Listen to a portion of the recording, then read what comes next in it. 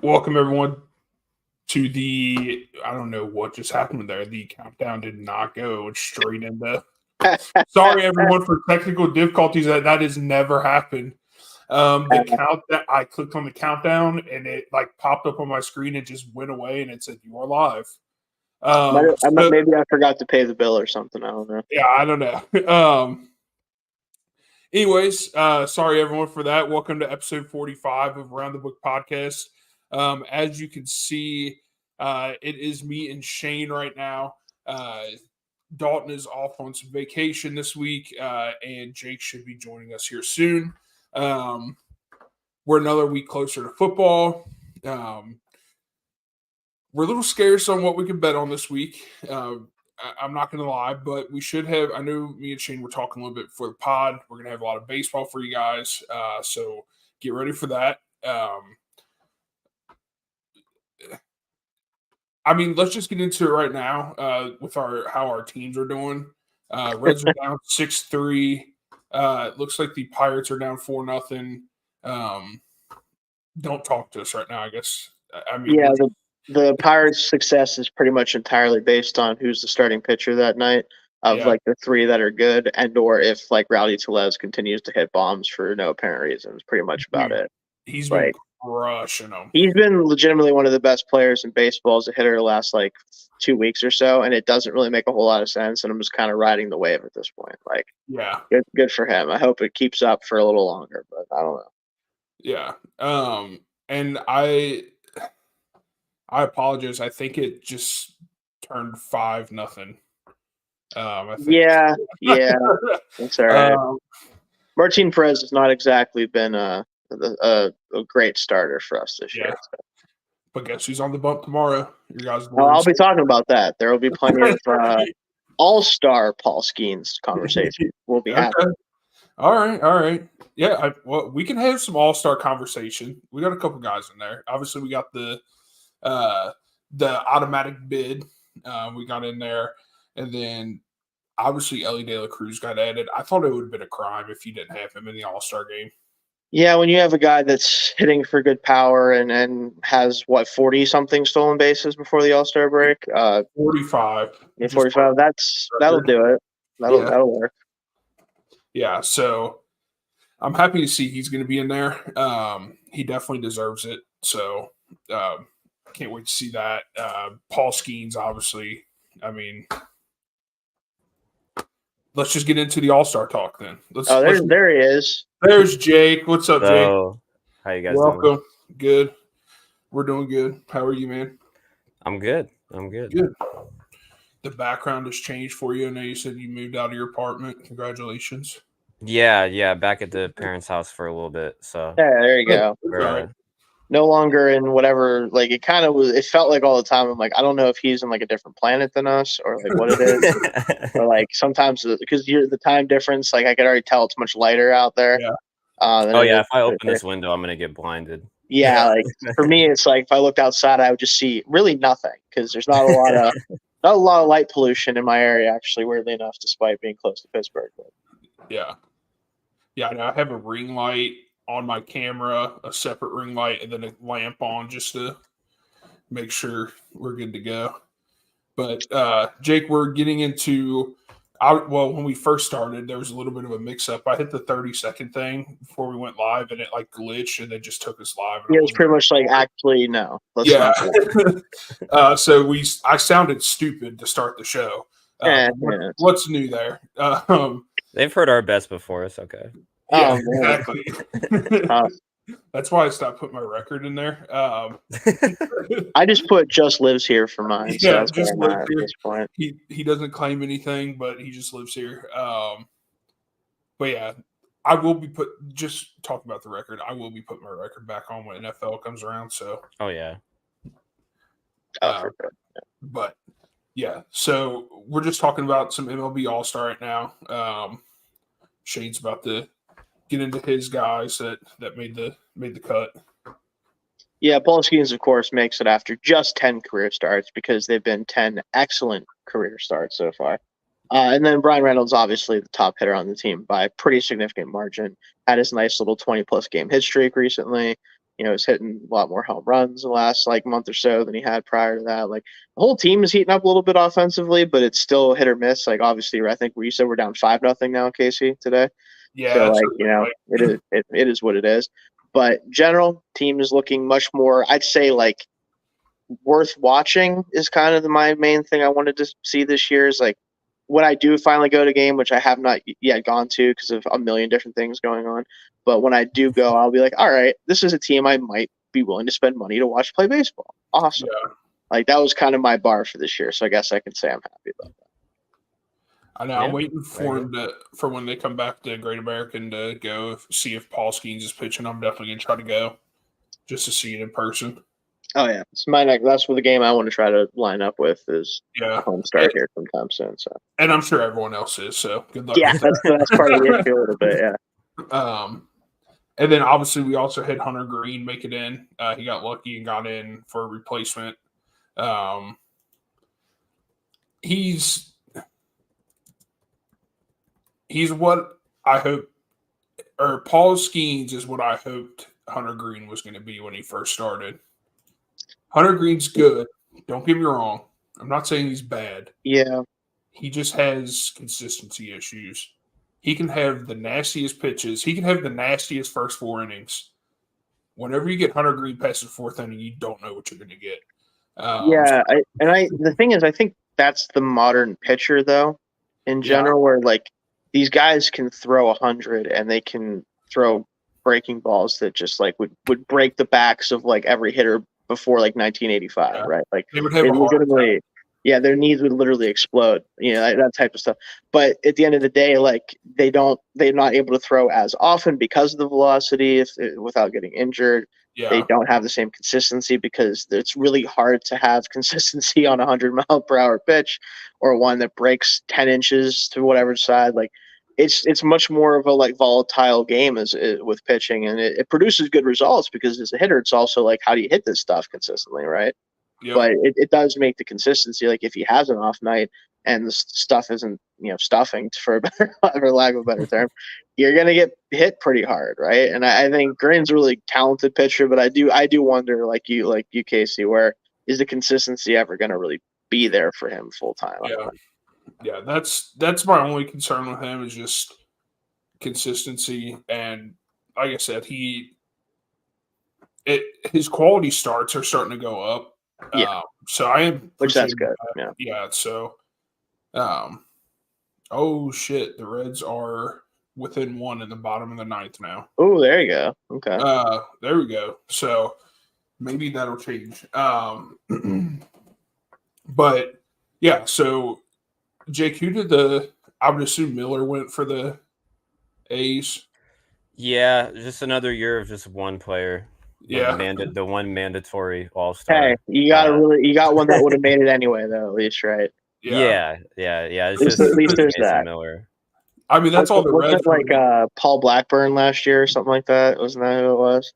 Or was that the year before? I think we're on year 3 of one player now. It's been Blackburn, Miller, and I think Brent Rooker made it too. Oh, right. Oh, that's right. Yeah. But it's been a while since we've had multiple. Where is Rooker right now? Is he still with the A's? Yeah. Yeah, I fear not much longer, but I don't know. Probably, I would not be surprised if he's traded just because I'm gonna look up his age right now because I forgot, but I don't. I believe he's in his late 20s. Yeah, he's 29, so so he's probably a trade candidate. A lot of team control still because he hasn't played much MLB games, but he's he just he happened to blossom like very late. Yeah, but he's very good. Royals prospect, right? Great hitter. First? I think so. I'm trying to remember how that sounds right. He made it to the A's, but yeah, I think he debuted briefly with the Royals, and then I think he ended up on the A's in some fashion. So yeah, but he's a great hitter though. Yes, very underrated. Very good hitter. Very good. I kind of want him to go to a good team just because I view him through the lens as like one of like 2 or 3 good hitters in the A's lineup. So I want to see him like playing competitive baseball. Yeah, I would love to see him on like a actual like competitive game like team. Yeah. We're on the fringe a little bit, but I'll still take him. He's all the hitting we could get. And Cutchin is he's around still. He gets on base, but that's pretty much it nowadays. So You never know at the NL Central who's going to make it in. true. Hold on. True.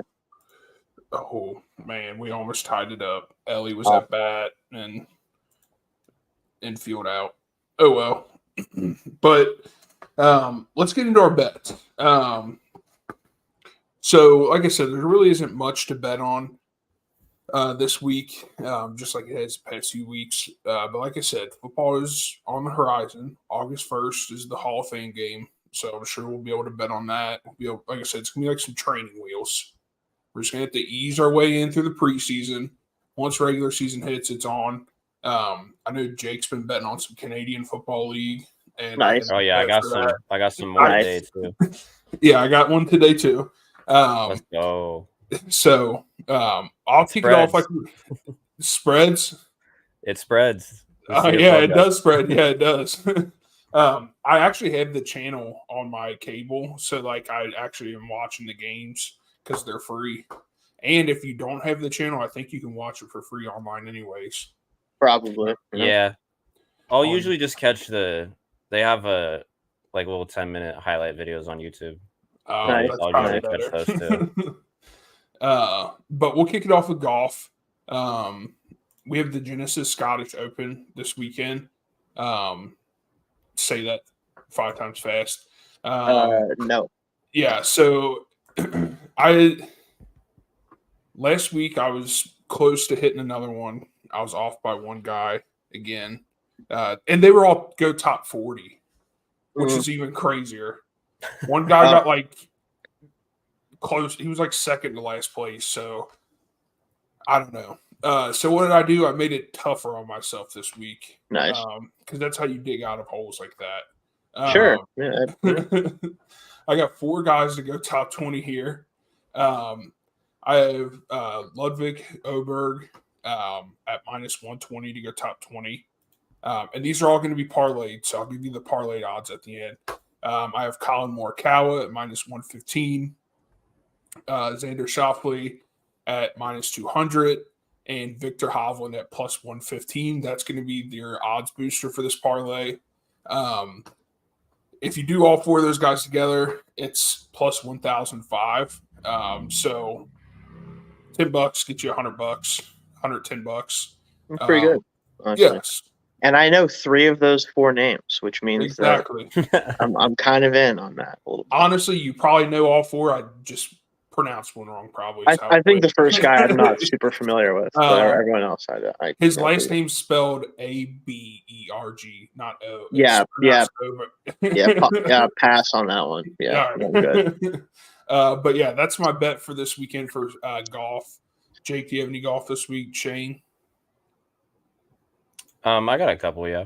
I went a little more long shot odds, but I did I have 3 for a top 20 parlay. The first one I'm going with is Corey Connors at plus 200.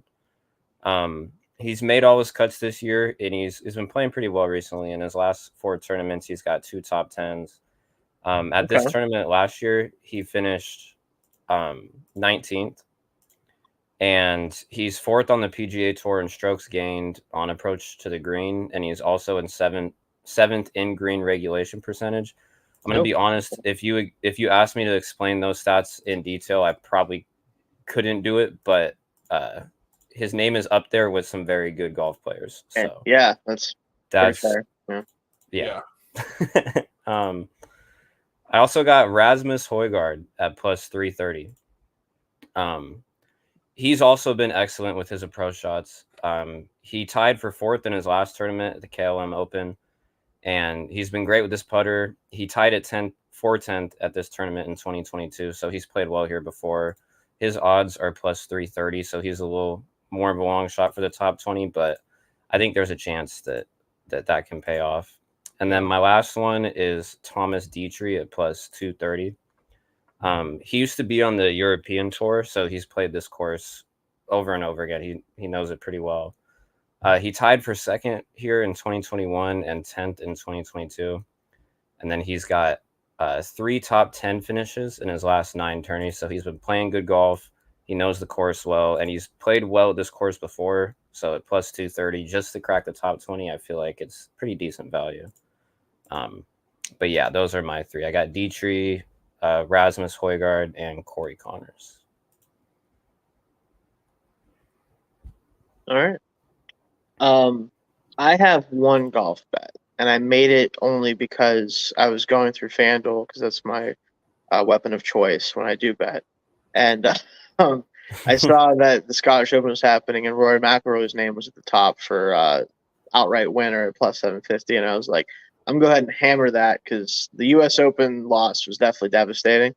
I hate to see it for a guy like that, but I think he wants to come back, and like obviously Northern Ireland, where he's from, like I think he wants to kind of like he's from that area. Obviously, I think he'd love to get a win after last big tournament. I want to see him do that, so I'm just going to take him to win, and hopefully he does. That plus 750 is pretty good, honestly, for someone talented as him. So yeah, I was thinking of doing that same bet. Kind of for the same reason too.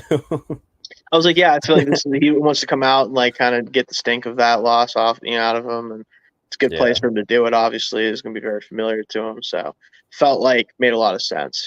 Just throw that out there, especially with me not being the biggest golf guy at this point. I know his name. That's about my level of like, yeah, I'll throw $5 on that. Why not? So, yeah. Good evening, Chris. Okay, see, I think you're. I'm on mute. There you go. All right, cool. Good evening, Chris. Thanks for the shout out, man. We appreciate it. Thanks for watching. It's my dude.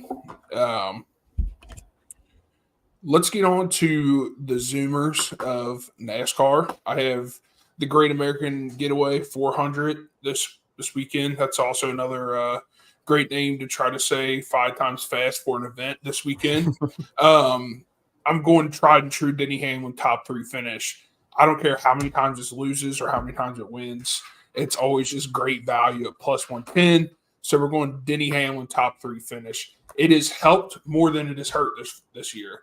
So it pays off, but it's starting to not pay off. So he needs to hit this one, or we're going to have to rethink our metrics of what we're betting on for NASCAR next weekend. Gotcha. Yeah. Anyone else have anything for the Great American Getaway 400?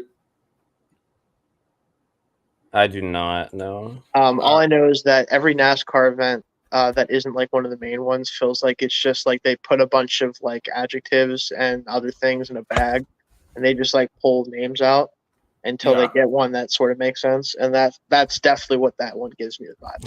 So, yeah. That's all I really. That's Great American Getaway. Exactly. It's like really the only thing that I kind of have opinion wise about any of that was that's what that sounds like. That just sounds like the perfect name for a NASCAR race. It kind of does. That's what I'm saying. But it feels like there's a bag somewhere, and they're just like, all right, elite, American, whatever the hell it is. It's like, cool. All right, awesome.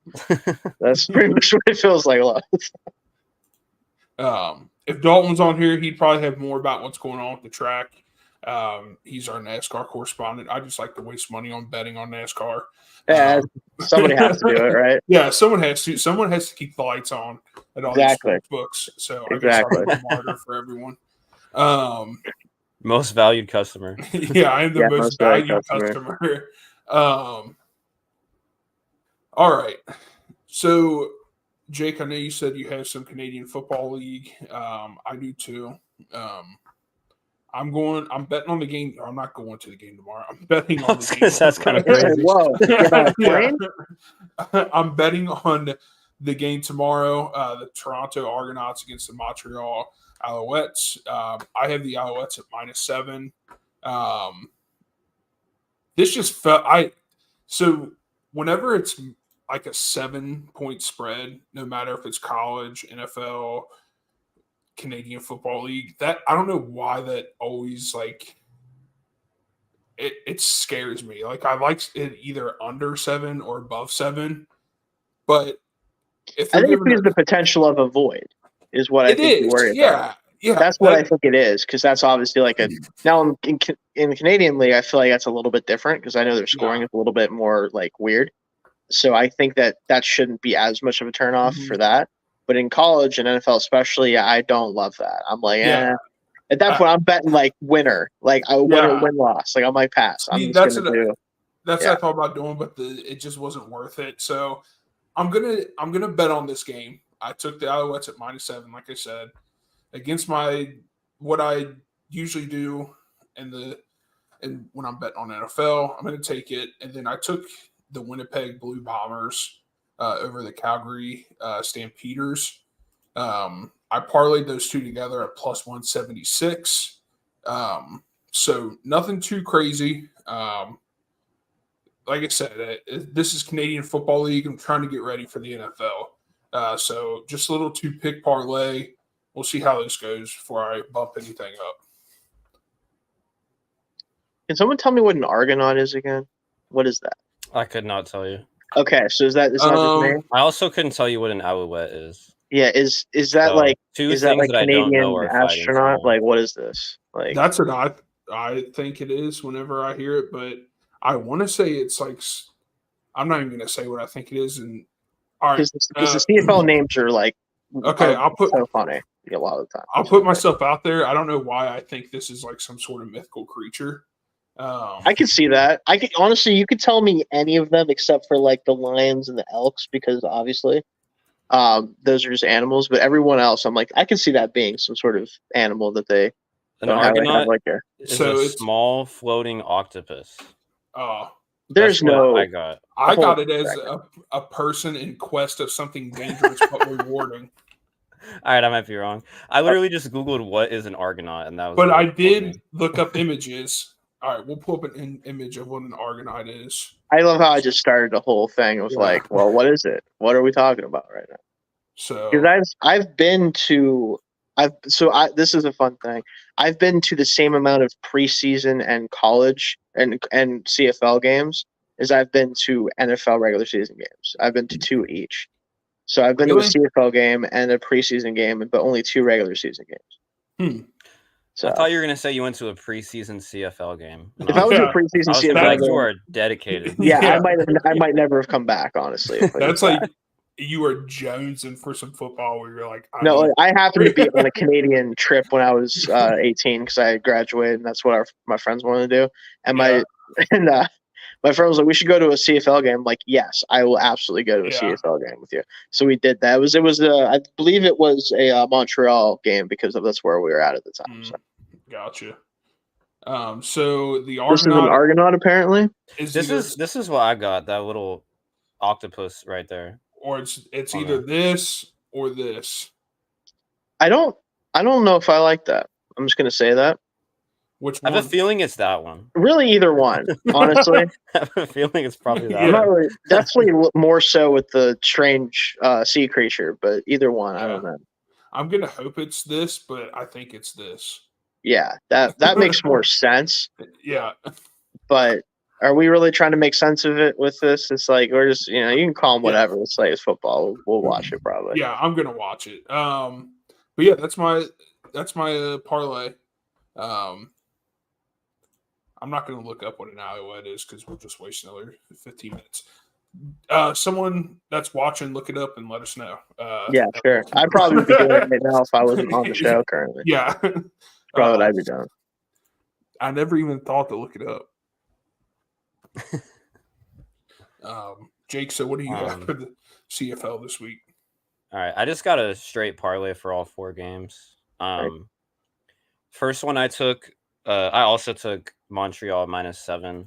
I'm not too worried about the spread being 7 just because you can score 1 point in the CFL. That's what I was getting at. Was like I feel like that spread isn't as scary in the CFL. So it's still possible, but it's a little bit less scary. But they're just really good and they're better than Toronto. I think they can cover that. Yeah. I took Calgary. The Calgary Stampeders money line at +180 over Winnipeg. Winnipeg, I believe, won the championship last year, but they've kind of gotten off to a little bit of a slow start. And the spread's only 4.5 points, which isn't that much. So I feel like 180 is pretty decent value. And I think Calgary is also ahead in the standings right now. And then for the third game, I'm just taking the over between the Rough Riders and the Lions. These teams, at least from what the games that I've just seen both of these offenses be super electric, and both these defenses aren't bad, but they're not really anything great, it seems. So I think I think they each have a chance to get to 30 here, and I think they can probably overcome the 51.5 line for that. And then for the last game, I'm taking Ottawa money line at plus 170. I really don't know why they're not favored in this game. I think Edmonton is 0-4 right now, or 0-5. And they've played close games, but they're still 0-4. So plus 170 against an 0-4 team feels too good to be true. Maybe it is, and I'm the stupid one for betting on it, but that's what I'll be taking. My biggest takeaway from this is that Vernon Adams Jr. is the leading passer in the CFL, and that makes me feel strange because I still remember him at Oregon for that one year, and then was like sort of got a little bit of draft hype. Yeah. Also, the whole passing list of like top guys are just like the fourth string Madden quarterbacks from like 2020, roughly. That era. Yeah, that's basically how the CFL. I know it's how it works. It's just kind of funny. It's all like 6th and 7th round dudes. Like McLeod Bethel Thompson's somebody I haven't thought of in a while, but I do know the name. Who else here? Chris Streveler, pretty sure was like a Jet at one point. That sounds right. Shea Patterson, is that Ole Miss? That was Michigan quarterback and Ole Miss or quarterback. Michigan, yeah. I think. Okay. Well, Ole Miss is where he actually, I think, played most of his football. But yeah, like he was there. Yeah. There's some names. That's fun. I should definitely be checking these stats more often because this is very interesting to me. You know what it reminds me of? Reichel Armstead, Jaguar, I think, right? Sorry, Casey. No, you're good. No, it just reminds me of glorified like Texas high school football for some reason, because it's like dudes that can play football, but they're not like your top level guys, but you're still going to get a good game. It's not as good as Division I football, I don't think. It's not as good as NFL. It's just like really good Texas high school football. Yeah. It's really good football when it's like June or July and you haven't seen football in like 4 or 5 months. That's when it really hits. I think you can say that about a lot of things in life. When you haven't had something in a while. I could really go for like I think last year I was watching a Bears versus Commanders like Thursday night game, and I was just thinking, man, this is disgusting, but you just couldn't. I would die for that right now. You know what? That game was actually pretty good last year. I think it was actually. Yeah, I think it was. And didn't it come down? I think the Commanders won. Like Justin Fields had one last chance to like get in the end zone and messed up. Like I remember DJ Moore having a monster game. Yeah, DJ Moore absolutely nuked the Commanders, and I think it ended up not mattering. Yeah, he had like 4 catches and 190 something yards. Yeah, something like that. Pretty much. It was because that was the one game where they're like, "What if we just threw it to DJ Moore 50 yards down the field every play?" And they're like, "Yeah, that worked."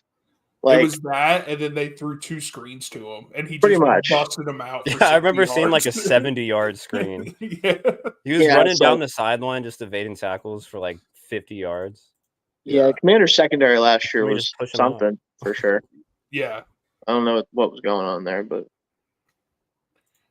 maybe they'll be better with Brandon Ayuk this year. Yeah, we'll see about that. I'm not even going to get into that. All right. Let's move on. So we had our Texas high school football bets in. We've had NASCAR. We've had golf.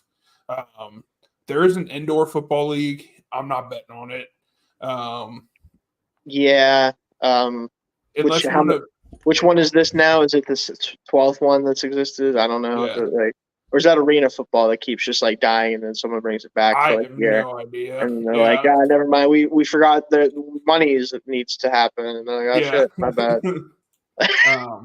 I'm not going to bet on the Quad City Steam Wheelers this week. I'm sorry. What the hell? No. Steam Wheelers? Yeah, and it's Quad City, so whatever that is, I don't know if that's like I don't know. Let's just move on. Anyways, I guess what the main sport going on right now is baseball. Like that's we're in the heat of it right now. We're about to hit All-Star break. A few teams are trying to position themselves to make a second half run. A few teams are trying to unload some guys and build for the future. But this parlay I'm about to give you, and it kind of hinted at it. Paul Skeens is on the bump tomorrow, so I'm taking Pirates -1.5 against the Brewers. Hopefully, the Pirates can give him some run support. And Mr. Green is on the bump tomorrow for the Reds, so I'm taking the Reds -1.5, Pirates -1.5. Parlay that together +359. My next parlay is another two-leg parlay. I have the Tigers money line against the Guardians. Tigers came in and destroyed the Reds, so this is a little bit of a recency bias pick, but the Tigers also have looked fairly decent this year compared to previous years. They look like they could be a team possibly in the mix in the next couple of years. Paul Skubal, I mean, he's great. Paul Skubal? What? Who's that? Skubal. Sorry, Tariq Skubal. Sorry. Is that his brother? I need more Pauls. Give me him. I was thinking of Paul Skeens and. Well, hey, listen, aren't we all? Aren't we all thinking of Paul Skeens? Oh, gosh. And so I took the Tigers money line, and then I have the Nationals money line against the Mets. The Nationals are another fun team to watch. And it's a day game. Anything can happen. The Mets are hit and miss. They're a very volatile team. Since Grimace, they've been unstoppable, but recently in the past week and a half. Yeah. Since Grimace, pre-Grimace, post-Grimace. Yeah. So in the post-Grimace era, they have looked a lot better. Yeah. But it's starting to wear off. Yeah. I'm taking the Nationals money line at +289. Or parlay those two together +289. And then my next one, my least scary one, is the Blue Jays money line against the Giants and the Dodgers +1.5 against the Phillies. If you're going to give me +1.5 for the Dodgers, I'm going to take it. I think Nola's pitching for the Phillies tomorrow. Yeah. So I don't know. Give me the Dodgers +1.5 on this one. I'll take +221 on that parlay. And that's going to round out my MLB. I have some similar some bets in there to see that are very similar. So, Jake, do you have any MLB picks? I got a couple, yeah. You can go for it, because I have that's my main thing I'm contributing today is MLB picks. So you can go ahead and give us yours first, I think. All right, I have 4. Wait, do I have 4? I have 3 for. No, I have 4 for tomorrow. Okay. First one I'm taking is the Reds -1.5, +105, plus odds on a run line against the Rockies. I don't know if that made sense, but that's why I'm betting. No, yeah, I understand. I see the vision there. I'm also taking the Pirates at the -1.5 run line at +124. Paul Skeens is pitching. It's been dominant. It's my main strategy there. I'm taking the A's money line. Nice. At +180 against the Red Sox, just for vibes. Oh, I get that. I understand that. I heard that, but also I get the A's. Sometimes you just got to be like. Yeah. Well, they won today. They won today, and then yesterday they were down 12-2 and came back, made it 12-9. I did see that actually. I was like, "What's going on with that right now?" So, can you? But yeah. And then I'm also betting on the Astros run line at -1.5, which is at +105, because that is a run line against the Marlins with positive odds.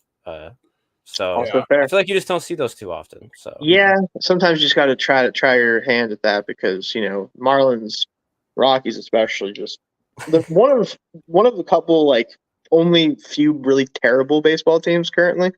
Like I feel like most of, especially the National League, is just absolutely like the middle of the pack, mid as possible. Like Yeah, just so, very average. getting legitimately terrible teams where you have a chance to make some money off of someone beating them is definitely something you got to take. So I get Yeah. that. A lot of mine, like so, most of my stuff is definitely really all of it, except for the Roy McIlroy pick with baseball, because one major thing going on, and also one of the only sports going on that I actually feel like I could say anything about. It kind of makes sense. So I actually also is what Casey had. I had the Nationals to win versus Mets outright plus 114. I think for them specifically, the main reason I'm going with them, one, the Nationals are a very fun team, right? Like they have a lot of youth. They're playing very well. Top prospect James Wood came up and has been very good so far in his limited action. More importantly, though, the starter for the Mets, David Peterson, is this year they are 6-1 in his 7 starts and have won the last 6 in a row. I just don't believe that that'll continue because that seems kind of crazy for a guy that's just not honestly that great of a pitcher overall. Like I feel like that train's got to stop at some point. Pirates couldn't stop the train, but they don't stop much of anything except the other team from hitting sometimes, and that's about it. So that at some point that's got to end. The Pirates, of course, to win versus the Brewers as well. Just took them outright at minus 132 to win. Yeah. Again, Skeen's on the bump, 7-3 with him as a starter in his 10 games. Really has never lost a game due to him, really, either. It's been other stuff happening, like the bullpen immediately exploding the second he leaves the game, which, what are you going to do? And I also they have some specials specific on FanDuel for him. One of them being for him to go 9 up, 9 down to start the game at plus 1,000. It's like, sure, he could definitely do that without much effort for him. So I threw that on there. I also have his strikeouts. They have it set at over 8.5. Done that only 3 out of 10 times, but I feel like we're getting near the end of this, like before the All-Star break. I think they want to let him kind of go out there, and if he has like a 7 or 8 pitch or 7 or 8 inning game, he's going to hit the 8.5 over. Had that at plus 122. And then also the Mariners to win versus Angels outright at minus 154. Mostly because I feel like it's a layup because they have a debut pitcher, Angels, who currently has a 4.55 ERA in AAA. Yeah, I saw that. And I was like, yeah, give me that. I'll just because also like Mariners, they can't hit, but if anyone can hit, if they're ever going to hit in a game, it'd probably be this one, right, against a guy that has like a career like 5.5 ERA in the minors. Yeah. I know for the Angels it's tough right now, but you couldn't find anyone else to bring up. No offense. I was going to say they're at the point where they're just like, all right, are you healthy? Go. Pretty much. It's like, yeah, you can pitch. You can throw 70 just pitches. Like pretty much, yeah. They're just doing that at this point. So I'll take that. And then if you parlay all of that outside of the scheme, the special, because you can't obviously parlay with the specials, including McIlroy win. That one's the big one, obviously, because if he could win the tournament, we won't find that out for a while. But that parlay would be plus 9,538 if all of that hit, minus the Skeens one. There we go. My dude's trying to pay taxes. Right on. Why not, right? Someday it's going to hit, right? Probably not, but I'll try. Yeah. So it does. No, dude, I like that. I think that, are you going to parlay it without Rory as well? Probably just because that's the one where it's like one I won't find out until later, which you never like. Ones that you have to sit on. I'm like, especially if all of them hit except for Rory at first, then I have to wait for that to play out, and like he's sort of on the fringe, and we're like, should I just cash out and not worry about it or what? I hate that moment. I've said this before, but there's been a couple times where I've had like 10 plus like parlays in the NFL almost hit. One I could have cashed out for over $2,000 at one point, and I didn't do it because I was like, I gotta let it ride and then it immediately died the second I made that decision. I was like, oh my! I think the Jets are what screwed me too. However many years ago it was. Of course, it's the Jets. No way it was not that. Exactly. Yeah. I saw this parlay on Twitter the other day, and it was somebody parlayed I think it was Cole Kmet like receiving touchdown, and then the Celtics to win the finals. Yeah, which I'm like, but it was Cole Kmet receiving touchdown on like week 8, and then it's like, how did you even what were you doing to come up with this? Like, what was happening in your household? It was crazy odds, because I think the Celtics they weren't they were favorites, But when he added that Komet touchdown, it like skyrocketed the For some reason, it was like, let me just throw that, and then like, yeah. good for that guy, honestly. So He sat on that parlay for probably like Could you 8 imagine months. that? And you know what Yeah, part of it's he's- funnier is if like the Bears had an opening drive and he just scored on like the opening drive. And it's just like, all right, cool. And I get to wait 8 months and see if this happens. That's the type of stuff like I can't do that shit. Like future bets, I get it. Like they're fun Yeah. to do, and like they can pay off really well if you like kind of read the tea leaves. Like, oh, maybe, but I can't wait that long because then I'm gonna be stressing every single game. Like especially if you did like a Super Bowl bet. So like every time a team loses, I'd be like, well, there it goes. Like just be terrified all the time. But it'd be funny. So, yeah. Does anyone else have any miscellaneous bets for this weekend? Jake, do you have any F1 or anything? I have some Euro bets just for the final. But then after that, I don't have anything else. I'd have a little parlay here. I got for first, I have Spain winning at plus 145. Okay. They're actually favored with that result. I just think that they've been a lot better than England. I mean, England is in the final, but they've kind of had some games that have, especially against some inferior opponents. They had a solid win today, but they've really kind of skated by. They've got a couple penalty shootout wins. They have like Team of Destiny vibes, but I think Spain is just a bit more dominant, and I think plus 145 is pretty decent value there. And then I took both teams to score at minus 105. I don't know. I feel like it's been a pretty low scoring tournament in the Euros, but I think both teams will be able to get on the board here. I actually think it'll be exactly a 2-1 win. So I also took, a 3-1 win. I just think Spain will be able to come through with this one. So I took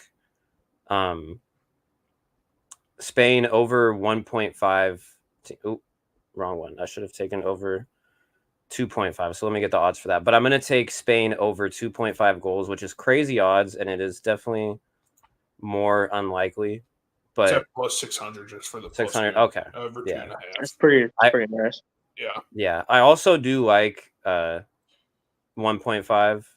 It's at plus 175, which I think they can definitely score 2 goals on England. But I am going to take that 2.5 just for the odds because I think, I don't know. I feel like they could score 3 goals, and it's pretty crazy odds, especially if it ends up going into like extra time or something. Yeah. But probably wouldn't put that on the parlay because it's a little less likely, but I might take that straight up. But yeah, I think it's great odds. Just take it straight up. To be honest with you. Yeah. I know Shane. You said you have to get out of here at 10:15.